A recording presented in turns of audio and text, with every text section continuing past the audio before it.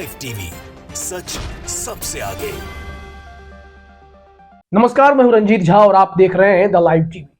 जुनैद और नासिर को जिंदा फूंक देने के मामले में बेहद ही खौफनाक जानकारी सामने आई है। इस मामले में एनडीटीवी के सूत्रों की माने तो हरियाणा पुलिस और कथित गौरक्षकों की भूमिका को लेकर अब गंभीर सवाल खड़े हो गए हैं। इन लोगों ने जितने भयंकर कुकृत्य को अंजाम दिया है उसके बारे में अभी हम जो जानकारी देंगे उसे जानकर आपके रोंगटे खड़े हो सकते हैं। दरअसल एनडीटीवी के सूत्रों से यह खबर मिली है कि गौरक्षकों ने सबसे पहले जुनैद और नासिर का अपहरण किया था और उन पर आरोप लगाया कि आप लोग गौ तस्करी करते हैं। फिर उसकी जमकर दोनों की पिटाई कर डालते हैं और वह अधमरी हालत में हो जाते हैं।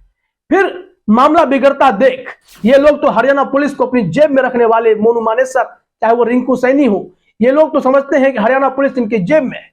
ये पहुंच गए हरियाणा पुलिस के पास और कहा कि यह गौ तस्करी कर रहा था, इसे आप गिरफ्तार कर लीजिए।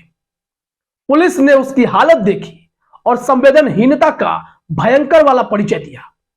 हरियाणा पुलिस ने कहा कि इसके पास तो गोमांस है ही नहीं, गौ तस्कर आप कैसे कह सकते हैं? यह राजस्थान का मामला लग रहा है, आप राजस्थान की तरफ बढ़ो, हम इसे नहीं रखेंगे। और उन्होंने हरियाणा पुलिस ने वैसी गंभीर स्थिति में दोनों को, मुस्लिम युवकों को, जुनैद और नासिर को फिर से उसी राक्षस के हवाले कर दिया, गौरक्षकों के हवाले। वो गौरक्षक नहीं, सच में राक्षस ही है, चाहे वो मोनू मानेसर हो या रिंकू सैनी हो, क्योंकि रिंकू सैनी पुलिस के शिकंजे में है और सूत्रों से जो जानकारी मिल रही है उसके मुताबिक रिंकू सैनी ही चौंकाने वाले खुलासे कर रहा है।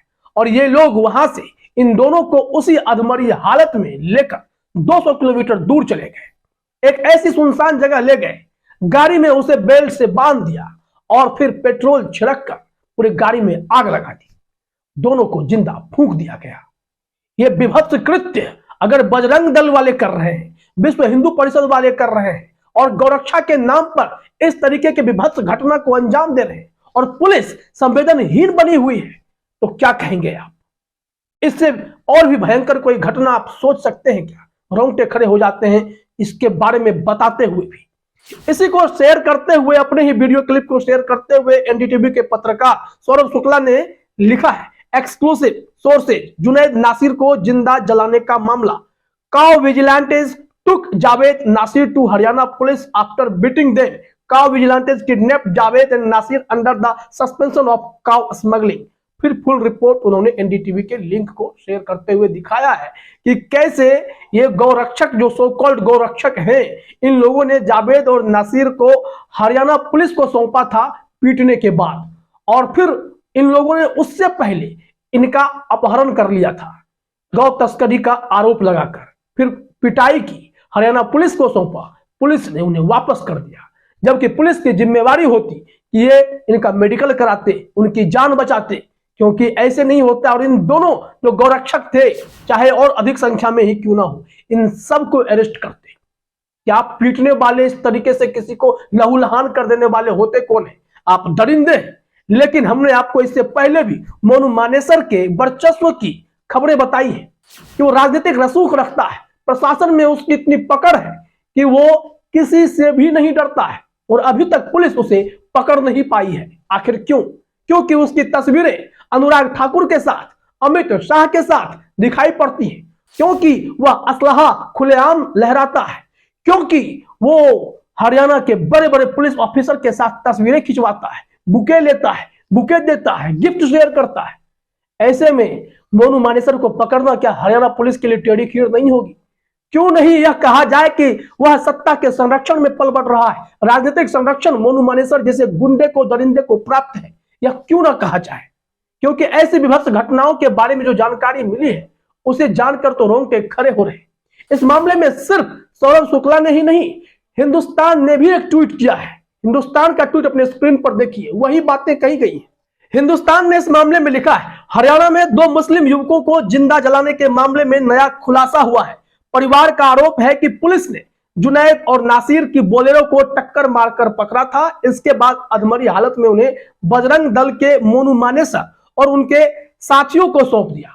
परिवार ने जो बातें कही हैं वो और भी हैरान करने वाली है। एक तो मामला आपने यह देखा कि कैसे इन लोगों ने पहले किडनैप किया और फिर उन दोनों की मारपिटाई करने के बाद अधमरी हालत में हरियाणा पुलिस को सौंपा, वो उन्हें वापस भेज डाल, उन्हीं के हवाले कर दिया। लेकिन परिवार का कहना है कि पुलिस की भूमिका संदिग्ध है।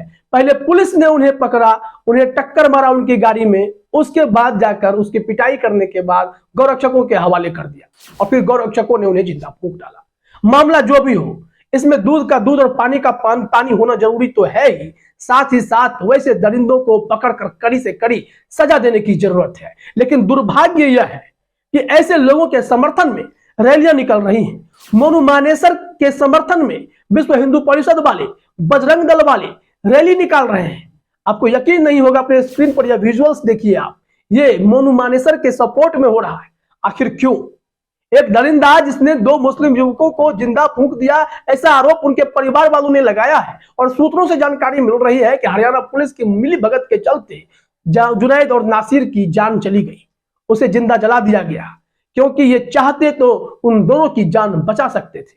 बावजूद इसके इन लोगों की गिरफ्तारी की जगह ये संगठन वाले सड़कों पर उतर कर प्रदर्शन कर रहे हैं। जरा देखिए यह वीडियो, क्या तमाशा लगा रखा है।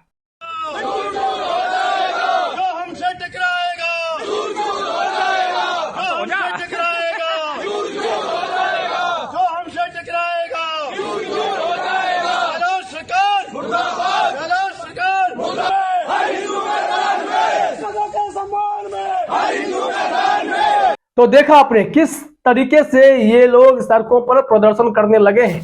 और इस वीडियो को शेयर करते हुए प्रोफेसर इलाहाबादी ने लिखा है, बजरंग दल का कार्यकर्ता आतंकी मोनू मानेसर के समर्थन में निकली है रैली और आवाज लगा रहे हैं, जो हमसे टकराएगा चूर चूर हो जाएगा। मतलब सीधा सा यह है, आतंकवादी संगठन को कहीं ना कहीं से सरकार से समर्थन मिल रहा है। जाहिर तौर पर यह लगता है प्रशासन और राजनेता, ये लोग कहीं ना कहीं मोनू मानेसर को संरक्षण दे रहे हैं। प्रशासनिक स्तर पर कई ऐसी तस्वीरें सामने आई है जिसमें मोनू मानेसर की पहुंच दिखाई पड़ती है, और दूसरी तरफ अमृत शाह, अनुराग ठाकुर जैसे नेताओं के बीच अगर मोनू मानेसर की पैठ है, उनके साथ तस्वीरें हैं, तो ऐसे में सवाल तो उठेंगे कि बजरंग दल के इस नेता ने कितना बड़ा कुकृत्य किया। बावजूद इसके पुलिस अब तक सिर्फ हाथ पैर मार रही है। अगर यह हरियाणा का ही सिर्फ मामला होता तो शायद इतनी भी चर्चा नहीं होती, क्योंकि राजस्थान में कांग्रेस की सरकार है और सीएम गहलोत ने सख्त आदेश दिए हैं राजस्थान पुलिस को कि मोनू मानेसर की गिरफ्तारी होनी चाहिए।